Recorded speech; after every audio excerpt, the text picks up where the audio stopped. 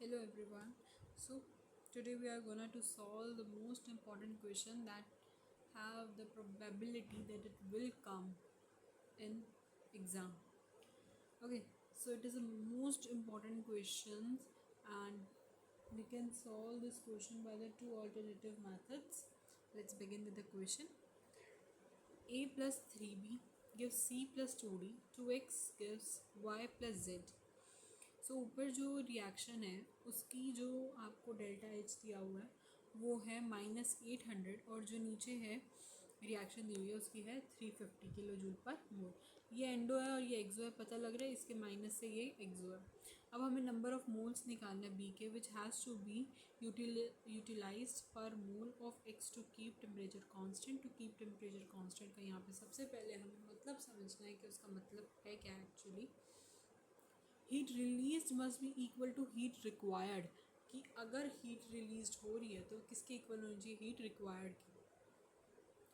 Now यहाँ पर अगर मैंने ले लिया 1 kilo joule of heat change पे, दो मेथड से सॉल्व करेंगे। सबसे पहले हम एक बार 1 kg ऑफ हीट जो चेंज है उसको पहले कांस्टेंट ले लेते हैं।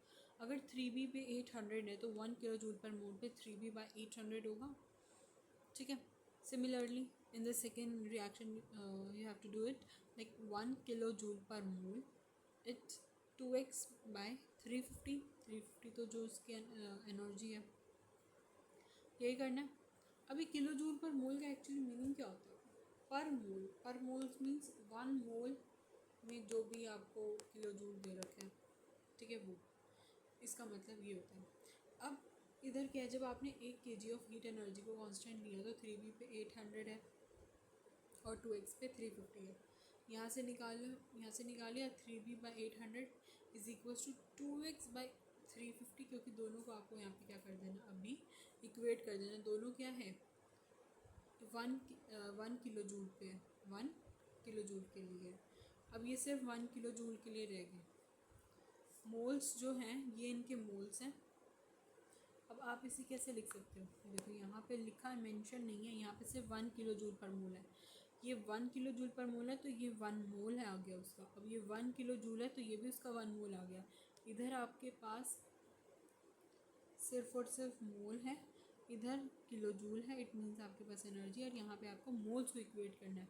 मीन्स कि यहाँ पर हमारा ये और ये इक्वेट हो रहा है, यानी हमारे यहाँ पे मोल्स इक्वेट हो रहे हैं। 3b by 800 is equals to 2x by 350। आपको क्या करना है, दोनों को इक्वेट करना है, रेशियो आ जाएगा, वही आपका आंसर होगा। इसका ऑल्टरनेटिव मेथड देखो, अगर मैंने सिर्फ और सिर्फ किसी एक के लिए ले लिया, सपोज़ मैंने 800 के लिए ले लिया, या मैं कह लूँ मेरे को 350 के लिए चाहिए, तो मैंने यहाँ पे 800 को कांस्टेंट ले लिया, 800 को कांस्टेंट ले लिया। तो ऊपर वाली रिएक्शन में तो मेरे पास क्या है, 800 है। नीचे वाली रिएक्शन में मेरे पास क्या है, 350 है। तो 350 के लिए मेरे पास 2x था, तो 350 के लिए अगर मेरे पास 2 है तो 1 किलो जूल के लिए मेरे पास 2 बाई 350 होगा। यही है, यही आ रहा है, देखो आंसर में यही आ रहा है, 2 बाई 350 होगा। बस मतलब क्या है, आ गया उनका दोनों का डिफरेंट आ गया। वैसे तो सेम ही क्या है, तो सेम ही रहा। अगर 350 किलो जूल के लिए एनर्जी जो कंज्यूम करता है एक्स वो 2 है, तो 1 किलो जूल के लिए 2 बाई 350 करेगा। तो 800 जिसको हमने कांस्टेंट लिया ऊपर वाली रिएक्शन में, तो 800 कांस्टेंट था, तो उसको तो सॉल्व करने की क्या ही ज़रूरत थी, नीचे वाले को करते क्योंकि वो 350 पे था। तो 2 बाई 350 इंटू 800 कर देंगे, 32/7 आ जाएगा।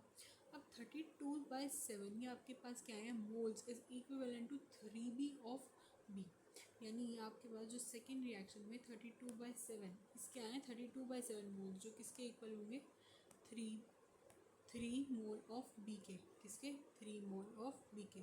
सो 3 मोल ऑफ बी के यहाँ से आप निकालोगे 1 मोल, तो क्या होगा 3 बाय दिस, तो 3 बाय 32/7, तो ऊपर चला जाएगा 7, 3 के साथ मल्टीप्लाई, तो 21/32 मोल्स ऑफ बी। तो और जो ऊपर से जो आंसर आएगा वो इन दोनों का ही रेशियो होगा। All right, so this was your question. Till then take care, bye bye.